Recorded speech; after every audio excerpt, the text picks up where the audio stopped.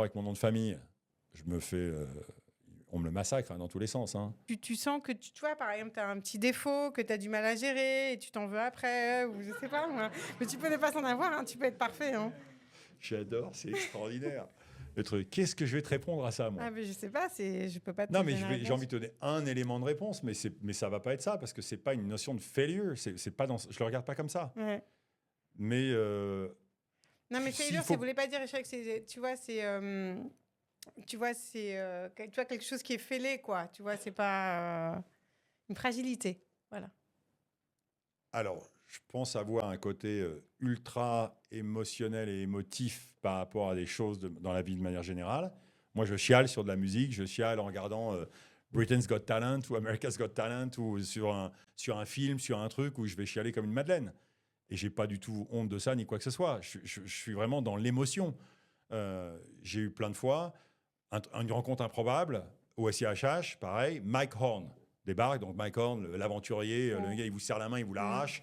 Enfin, c'est un truc de fou furieux. On a fini en larmes dans les bras l'un de l'autre. Mm. Au bout de 20 minutes, 25 minutes, il s'est passé un truc de fou. Et j'aime ça. Alors ça, c'est une forme de vulnérabilité, mais c'est pas une faiblesse du tout. Mais c'est d'être capable d'aller dans l'émotion très forte, très vite. Alors ça, c'est un truc que je trouve plutôt génial. Mais d'aller chercher le truc de dire non, non, il faut savoir que toute mon enfance, de l'âge de l'école primaire jusqu'au bac, d'abord avec mon nom de famille, je me fais, on me le massacre dans tous les sens. Hein. Alors je vais pas dire ce qu'on disait à l'époque, parce que je veux pas que ça. Aujourd'hui, il y a les réseaux sociaux, donc les gens vont me gonfler avec cette histoire. Mais le nom, il est massacré dans tous les sens. Je me fais chambrer dans tous les sens.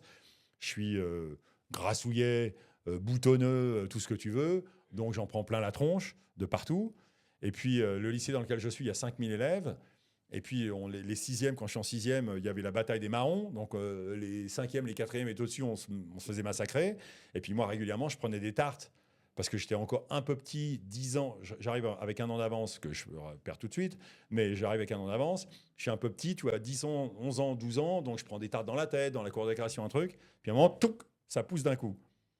Et puis je me rappellerai toujours, parce que c'est la première fois, c'est peut-être une des seules fois d'ailleurs, parce que je me suis quand même rarement battu dans ma vie, mais quelqu'un qui arrêtait pas de me taper dessus, vient derrière, un de mes copains me prévient, et je me retourne, et il en prend une, mais gigantesque.